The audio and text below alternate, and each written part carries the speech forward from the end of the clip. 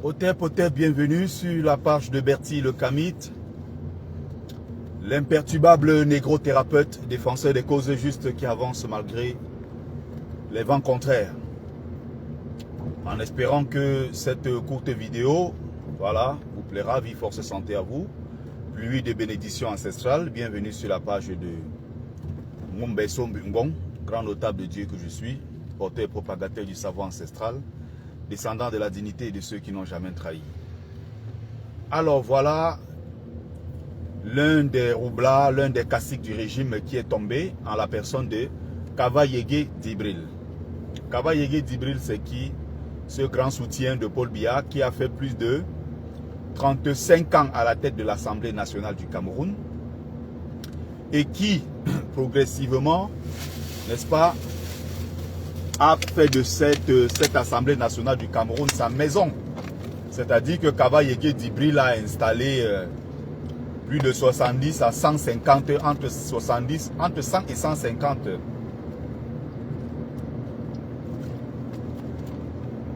membres de sa famille au sein de l'Assemblée nationale. Et vous vous doutez bien qu'avec l'arrivée de Théodore Ndato, le nouveau président de l'Assemblée nationale, il a fait un audit et tout. Et voilà, il y a tellement de gens, plus de 200 à 300 personnes qui percevaient des salaires au sein de l'Assemblée nationale, qui n'ont pas de poste, on ne les connaît pas, ils ne viennent jamais au travail. Bref, le boulot fictif. Et pendant ce temps, des enfants camerounais meurent de faim. Les enfants camerounais meurent dans le désert parce qu'ils partent en Europe. Ils meurent dans la mer parce qu'ils partent en Europe. Les gens n'arrivent pas à s'alimenter. Les gens ne vont pas à l'école. Les gens n'ont pas de maison, pas de logements sociaux, pas de route, rien dans ce pays. Mais ils ont tout pris pour eux, ils ont conservé tout pour leurs enfants. Et même leurs futurs enfants. Vous vous souvenez de Kava Yégué Djibril demandant au nouveau président de l'Assemblée nationale de lui donner, de lui laisser quelques véhicules de l'État pour qu'il puisse fonctionner.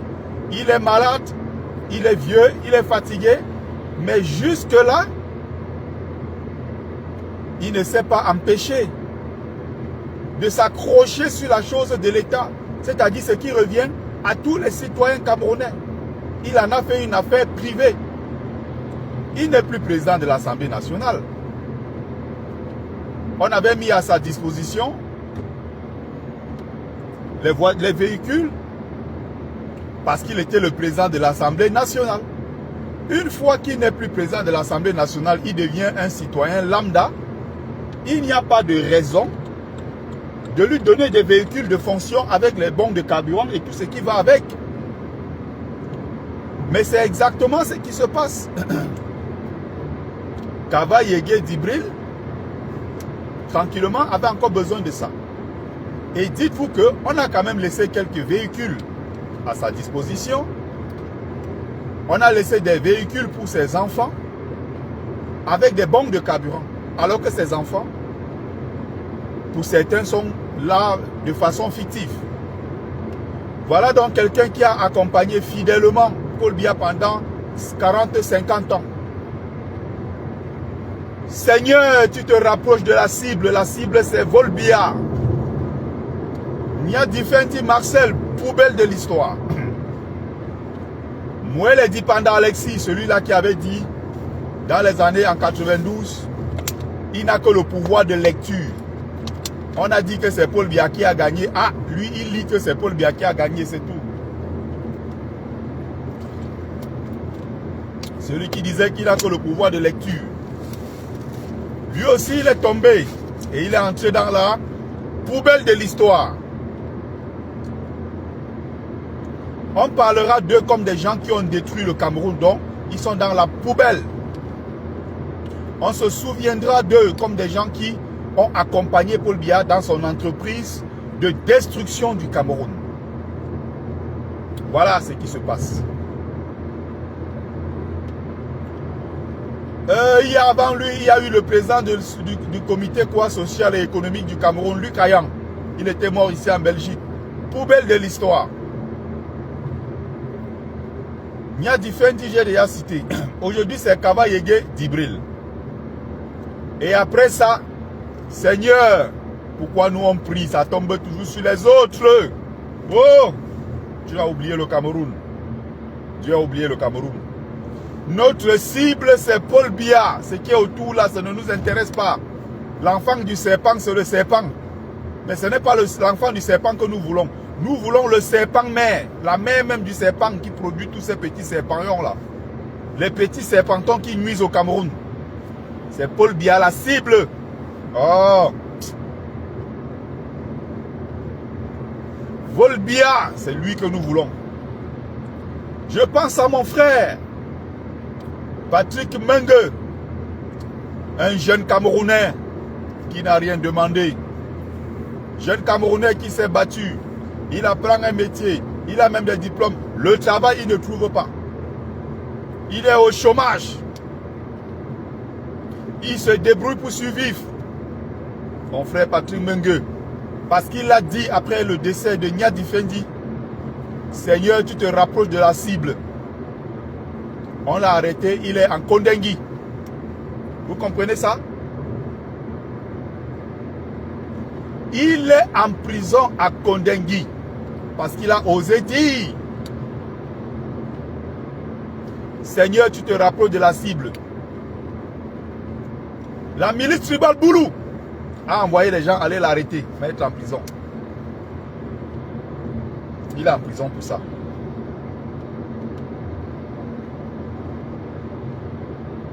Vous comprenez? Voilà exactement ce qui se passe.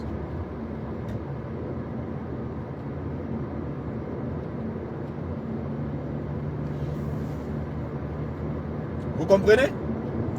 Maintenant, Kaba Yege est tombé. Oh, ce n'est pas ce qui nous intéresse.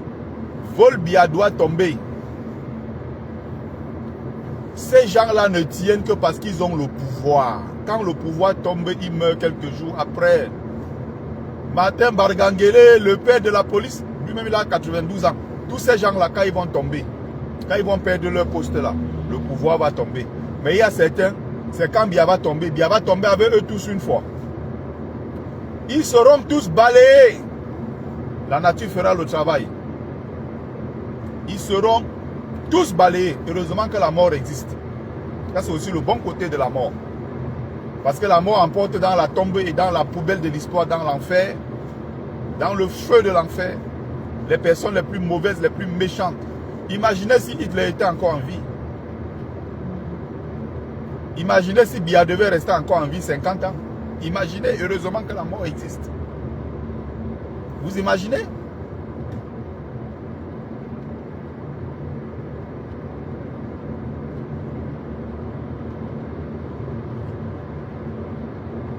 Voilà donc, il est tombé. Et des gens qui sont entrés comme ça dans la poubelle de l'histoire, qui ont passé leur temps à détruire le Cameroun, à opposer les enfants du Cameroun. Les voilà qui sont en train de tomber un à un. Il faut qu'ils battent, qu'ils dégagent tous. Et nous allons reconstruire ce pays. C'est nous qui allons reconstruire le Cameroun. Ce n'est pas quelqu'un d'autre. C'est cette génération-là. Tous ces gens-là, retraite, on va les envoyer tous à la retraite. Ceux qui vont partir, vont partir. C'est les jeunes qui doivent prendre le contrôle. Les jeunes doivent prendre le contrôle. Nous-mêmes là que vous voyez, moi-même Mumbeso Mbingbon que je suis futur dirigeant du Cameroun. C'est nous qui allons diriger ce pays.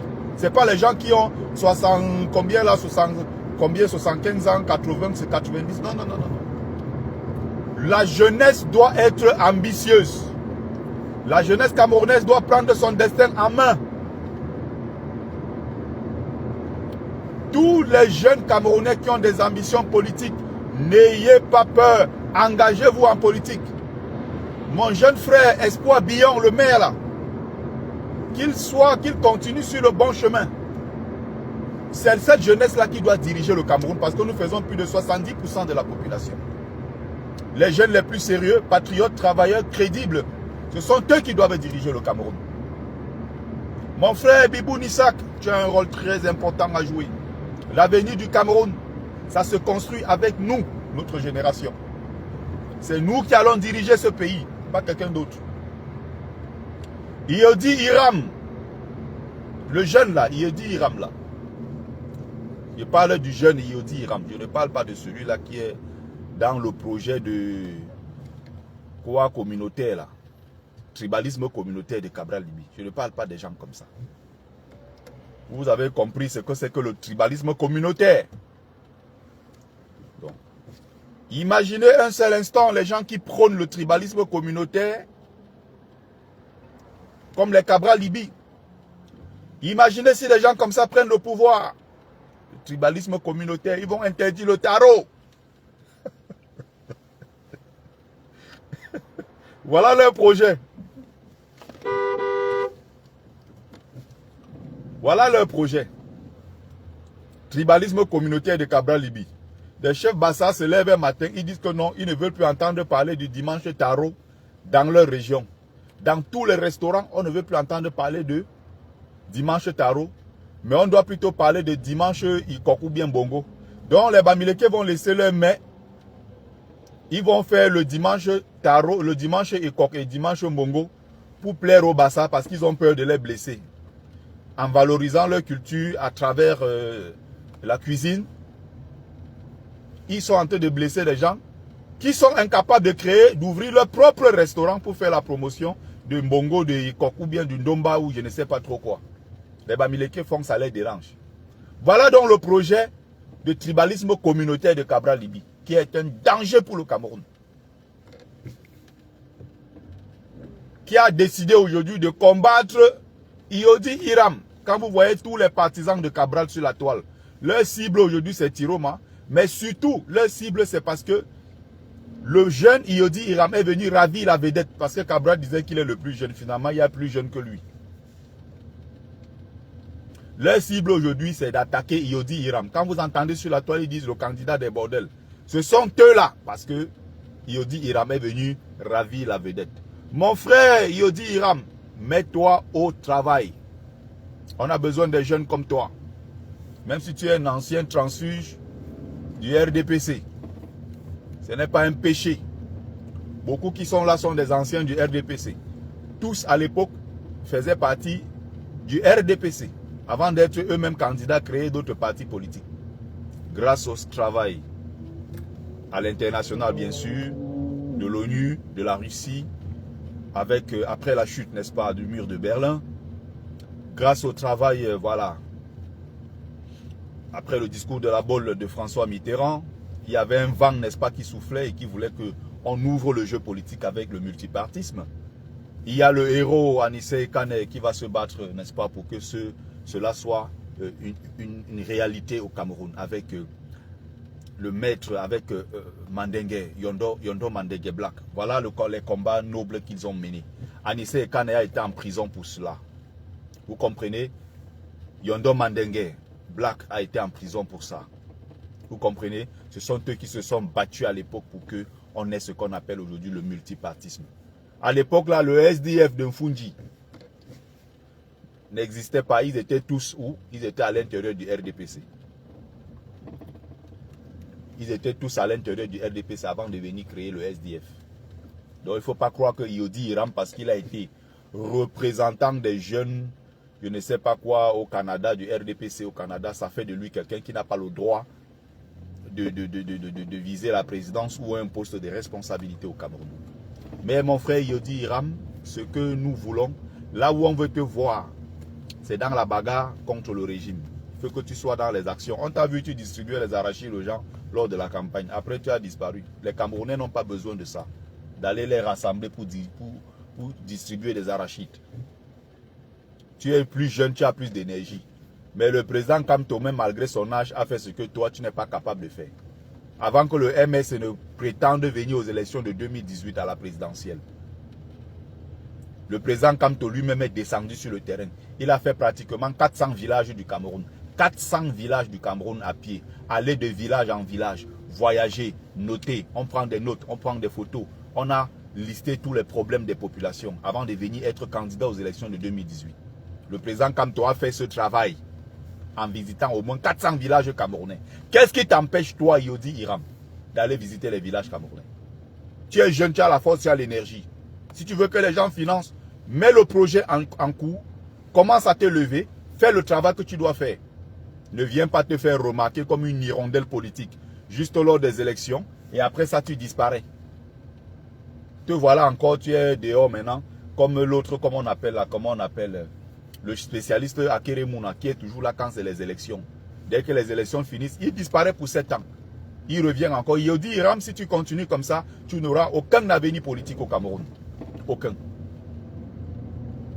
Si tu veux avoir un avenir politique au Cameroun, il faut être auprès de ton peuple. Si tu veux avoir un avenir politique au Cameroun, il faut être tous les jours proche du peuple camerounais et toucher du doigt les souffrances du peuple camerounais que tu veux diriger ou tu aspires à diriger. C'est comme ça que ça se passe et pas autrement. Donc il faut te mettre au travail, Yodi Hiram. C'est ton frère Bertie qui te parle. Mets-toi au travail. Nous avons besoin de jeunes comme ça. C'est le travail, la constance, être auprès du peuple, pleurer avec le peuple, souffrir avec le peuple. C'est ce qu'on attend de toi. On n'est pas impressionné par les histoires de « Oh, il est beau, il est jeune, il a les lèvres roses ». Ça intéresse les bordels, ça, des gens qui n'ont pas d'épaisseur, qui n'ont pas de pertinence, qui n'ont pas de structure. C'est des gens qui sont superficiels. On ne s'intéresse pas à ça. Et la jeunesse n'est pas un argument en tant que tel. C'est vrai que c'est important, mais il faut qu'on ait des jeunes, courageux, travailleurs, patriotes, des gens dévoués, des gens qui aiment le Cameroun et qui veulent se battre pour que ce pays-là change. Le seul argument de la jeunesse ne suffit pas. On a bien vu Cabral, il est jeune, non? Le voilà qui a reconnu très rapidement la victoire du RDPC. Il attend d'être nommé ministre. Voilà donc un jeune Cabral qui avait l'avenir devant lui, le boulevard devant lui. Il a choisi la honte, la facilité, l'argent facile, les postes. Manger tout de suite alors qu'il avait un avenir politique. C'est le premier homme politique camerounais que j'ai soutenu. Et porté son mouvement 11 millions. À fond derrière lui. Aujourd'hui, on a un digne fils qui s'appelle Yodi Hiram. Et on espère que tu ne vas pas faire comme ton frère Cabral. Yodi Hiram, je te dis, c'est ton frère Bertie Lukami. Mets-toi au travail. Mon frère Bibou Nissak. Oh, ce jeune-là, ça me... Quand je pense à ce garçon, ça me fait mal. Ce garçon a quelque chose, Bibou Nissak. Il a quelque chose, ce garçon. Que ces gens-là tombent rapidement, le pays là s'ouvre, on libère tout. Les jeunes comme ça, les Bibou Nissak, ils ont un avenir politique. Et nous allons y travailler pour porter des jeunes comme ça. Et nous-mêmes, nous sommes en train de travailler pour notre propre cause. Demain, ils vont me voir à des postes de responsabilité, en train de diriger. C'est nous qui devons diriger ce pays. Je suis en train de passer des diplômes. Attention. Je fais des lives, je travaille et tout. Je m'occupe de ma famille. À côté, je suis en train de passer des diplômes.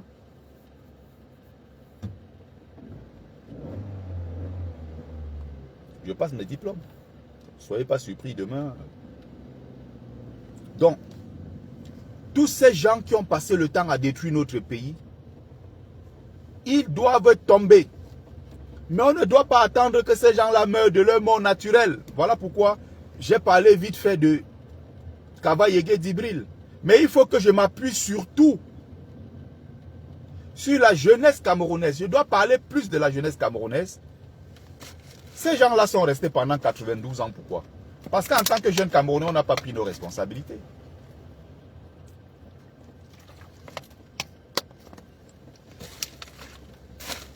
J'ai beaucoup aimé un concept que le général Valsero a repris et développé sur les réseaux sociaux, qui existe dans tout ce qui est administration camerounaise, que tout le monde connaît dans l'administration. Mais ça a été brillamment mis en exergue par mon grand frère Valsero. Même comme lui, il croit que je le déteste là. Dites-lui que Bertie Lukami l'aime beaucoup. C'est mon grand frère. Hein? J'étais avec lui d'ailleurs il y a quelques semaines au Salon du Livre à Paris. J'aime beaucoup Valsero. J'aime beaucoup Valsero. Sauf que lui, même quand je lui dis que j'ai beaucoup... Tu vois, mon ami et grand frère Valsero, même quand je lui dis que je l'aime beaucoup et j'aime le travail qu'il fait, il fait un travail monumental. Lui-même, il ne croit pas. Il dit que non, Bertie, tu es trop bizarre. Je dis non, c'est pas que je suis bizarre. J'adore ce que Valsero fait. Il m'a bloqué sur le compte principal qui est celui-ci, donc je ne peux pas voir ce qu'il fait. Pour voir ce qu'il fait, je suis obligé d'utiliser mon deuxième compte. Et même parfois, il fait des trucs très intéressants, hein, je partage dans mon deuxième compte. Très intéressant, Valsero. Il a développé quelque chose. Le personnel d'appui. J'aime beaucoup ce travail fait par Valsero. Le personnel d'appui. C'est quoi le personnel d'appui? 100% du personnel d'appui au Cameroun est jeune. Ça veut dire quoi? C'est des jeunes qui ont décidé de rester dans des bureaux au Cameroun, faire de la mendicité. La femme de tel ministre ou la femme de tel directeur, la femme de je ne sais pas qui, dans l'administration, préfet, sous-préfet, bref. On l'envoie comme le garçon de course. Oui, on va compter, on va un peu voir ce que on va faire pour vous. Hein. On les intègre un peu dans des petites sociétés, dans des petits bureaux à gauche, à droite, là, comme des personnels d'appui. Va me passer telle commande de nourriture, il achète, il vient avec. Va me remplir telle mission. Il y a un gars qui vient, il lui dit, bon, j'ai vu tel gars là qui me plaît, va l'appeler, tu cherches son numéro. Voilà le travail des jeunes Camerounais mendiants qui se courbent, qui attrapent les tables dans les bureaux partout au Cameroun. On les sodomise.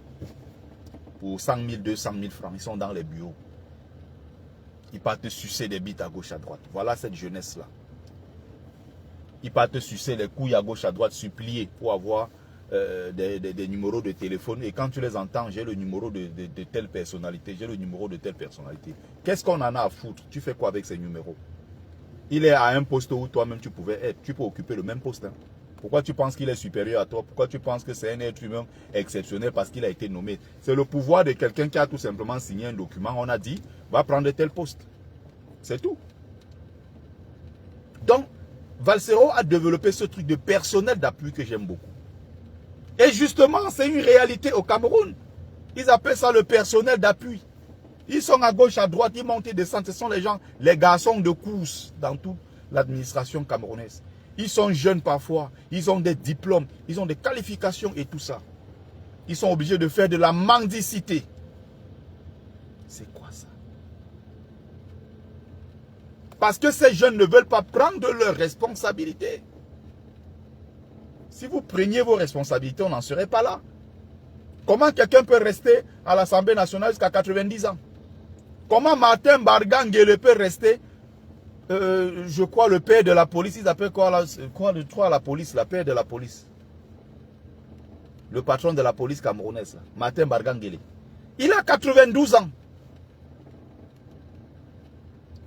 Comment il peut rester à ce poste-là? Il est là-bas depuis au moins 40 ans, c'est sa maison. Les jeunes là ne le bousculent pas, le fou dehors pour prendre sa place. Les jeunes là attendent quoi? Paul Biya a 93 ans, ils attendent quoi? Luc Ayang est resté là-bas au poste de quoi? De secrétaire, quoi? De quatrième personnalité du Cameroun. Plus de 40 ans à son poste. Martin Barganguele, 40 ans à son poste. On vient de nommer, là, on vient de changer le nom de Eneo. Eneo est devenu Société Camerounaise de délestage.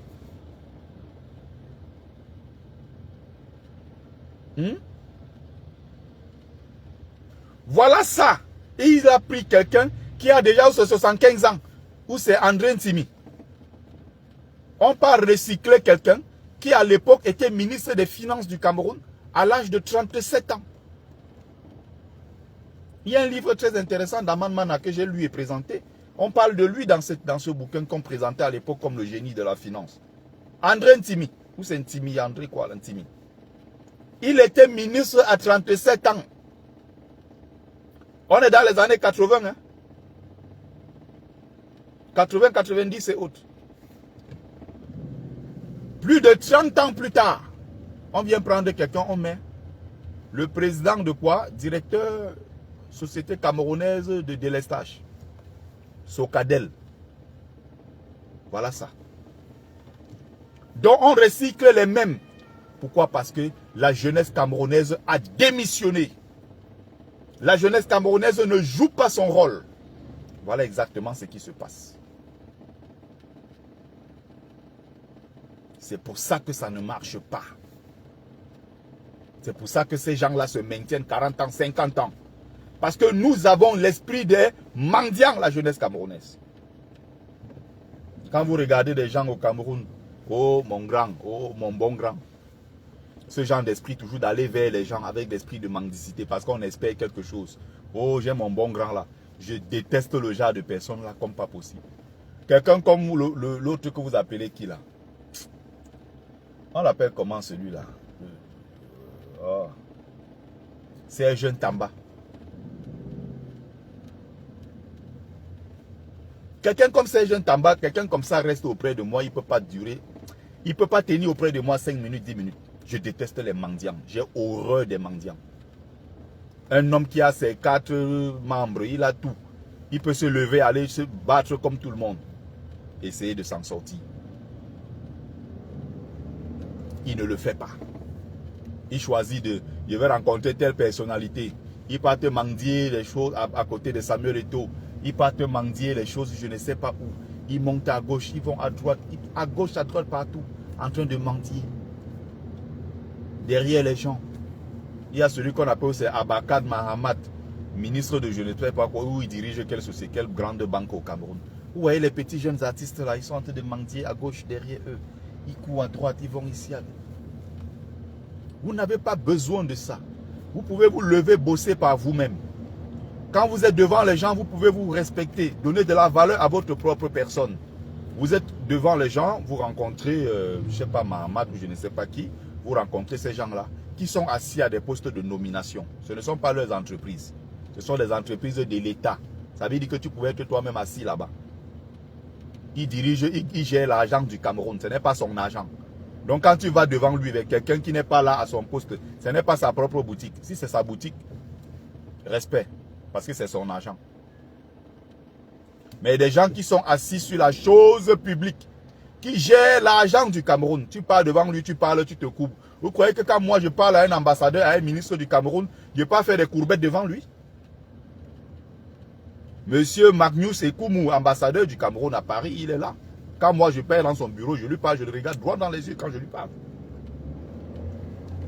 Il n'y a pas un seul moment, et je ne le fais pas par un manque de respect ou quoi que ce soit, il gère la chose publique. Je ne peux pas payer mon argent pour avoir mon passeport, comme c'est le cas depuis 5 ans, ils ont retenu mon passeport. Je m'en vais devant lui, supplier, commander. C'est un droit. Il est ministre, c'est un décret. Donc demain matin, on fait un autre décret, on le chasse. C'est aussi simple que cela. On vient, on débarrasse les bureaux, on met quelqu'un d'autre. Tu ne dois pas aller devant quelqu'un qui gère la chose publique. Tu te courbes devant lui comme si c'était la maison de son père, la maison de sa mère. Non, c'est le bien public, c'est le bien commun. C'est le bien de tous les Camerounais. Et donc, quand tu vas devant lui, pour certaines choses, c'est un droit. À moins que tu sois là pour demander le choco. Il n'est pas là pour donner le choco aux Camerounais. Il est là pour faire son travail. Et justement, c'est ça le fond du problème. On a des jeunes, la plupart, c'est des mendiants. Des gens qui partent commander des choses. Non, restez dignes. Soyez qui vous êtes. Vous n'avez pas besoin d'être quelqu'un d'autre parce que vous voulez plaire. Il m'a dit non, il faut vraiment voir le chef de l'État. On n'est pas content des choses comme ça.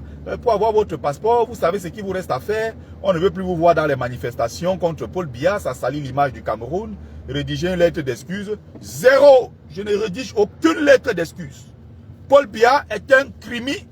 C'est un killerman. Il doit partir. Il doit dégager. C'est le bien commun. Paul Biya, c'est qui? Aneza? Amoua. Paul Biya Ndenja. Lui, c'est qui qu'on va dire que Paul Biya? Un salopard qu'on a juste nommé comme ça, on a signé comme ça, on a mis quelque part. Il a quel mérite? Même à l'époque, quand on comptait les gens qui pouvaient diriger le Cameroun. Biya pouvait parler devant Samuel Eto'o, devant les Haïssine Vodo, il pouvait parler devant qui? À cette époque-là. Les Daniel Kemajou, il pouvait parler devant qui? Les cercles maçonniques ont décidé. Les Albin Chalandon de Total à l'époque, de Elf à l'époque, tous ces gens-là, les cercles de Jacques Faucard et autres, ils se sont mis ensemble, ils ont dit bon, on va voir comment on va pousser ce type-là. On l'a pris, on a mis Aïdjo, Aïdjo a mis des gens dans la merde. Voilà dans quoi on se retrouve aujourd'hui. Moi j'ai un carnet d'adresses, hein. J'ai les numéros là plein. Les numéros sont dedans là plein. Il y a des gens, j'ai leur numéro, je les appelle même jamais. Ils s'étonnent que mais le petit Bertil là, il veut montrer quoi aux gens? C'est des personnalités. J'ai leur numéro, je ne les appelle pas. Parce que je ne trouve pas nécessaire. En fait, je peux peut-être dire bonjour de temps en temps en passant. Voilà, je peux souhaiter, si c'est un anniversaire, si c'est peut-être la nouvelle année, je peux dire bonne année, beaucoup de belles choses à toi. Je n'ai pas à me lever, courir chez les gens. Je n'ai pas à me lever, aller commander des choses aux gens. Je travaille, j'ai une dignité, j'ai une vie. Je me bats pour le peu que je gagne, je m'organise dans ce que je gagne. Ma vie, cette chose, ça s'arrête là. Tu n'as pas à aller mendier chez les gens. Tu n'as pas à aller supplier, jouer le rôle de sous-fifre, comme les jeunes qu'on appelle le personnel, que Valsero a appelé quoi, le personnel d'appui. Dites à Valsero que je l'apprécie beaucoup, c'est mon ami, c'est mon grand frère, dites-lui. Ah, mon général, tu as mon macabo pourquoi? Mon général, tu as mon macabo pourquoi? Alors que je suis l'un de tes followers, j'apprécie ton travail, tu fais un travail formidable. Mais quand tu fuck up, je te dis la vérité. Mais comme tu n'aimes pas quand on te dit la vérité, c'est pour ça que toi, tu as mon macabo. Pourtant, tout ce que je fais, c'est parce que je veux que tu restes sur le droit chemin. Ne perds pas la route. Tu dis, ouais, mais Bertie, pourquoi tu... Non. On est quand même des grands, on n'est pas des gamins. Donc, c'est ce que je veux que les gens comprennent. La jeunesse doit être ambitieuse. La jeunesse doit être... Voilà. On ne demande pas de manquer de respect aux anciens. Mais tout simplement, il est temps de leur dire, vous avez fait votre temps, libérez le plancher. Nous, la jeunesse, nous allons prendre nos responsabilités. Parce que ce pays-là nous appartient aussi, nous les jeunes. On ne doit pas être là pour jouer les sous-fifres pour eux. Travailler pour eux. Travailler pour leur faire plaisir. Se soumettre à eux jusqu'à 92 ans.